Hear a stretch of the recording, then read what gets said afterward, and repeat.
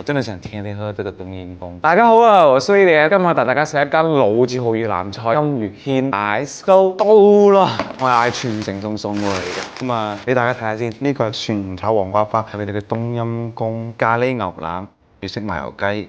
OK，咁我哋就係呢個黃瓜花先，因為我覺得黃瓜花呢個食材唔係特別常見嘅。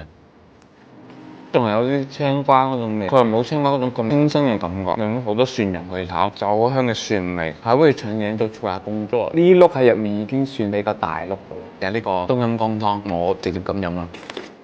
哇，酸辣甜，仲有椰奶嘅香味、檸檬嘅香味。佢連酸都有兩種，一種係番茄酸，一種係檸檬嘅酸，層次特別豐富。而且咧，你睇落佢好似冇乜料咁，但係其實佢啲料全部喺晒鹹。有4隻大螺絲蝦、青口啦、魷魚、白貝、菌菇類，仲有啲番茄喺入。佢呢個蝦仲係爆煲啊！我哋再嚟試呢個咖喱牛腩，係真係超級好食，特別濃稠啊！佢呢個咖喱牛腩，試下佢個牛腩先。有個肥肉喺度嘅牛腩，哇！牛油嗰陣味真係超級香啊！嗰啲油係有少少彈啊，啲肉咧又炆到啱啱好，唔會太爛，但又唔會太實。就是這個筋嘅這個位置啊，特別好吃。每一顆米飯都要裹滿咖喱。佢個雪仔應該都係好食㗎，兩面煎到有少少金黃，可以。我哋再嚟食下呢個粵式麻油雞。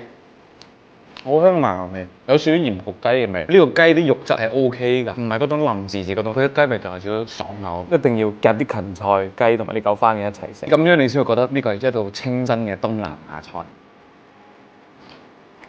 再喝一口這個冬陰功。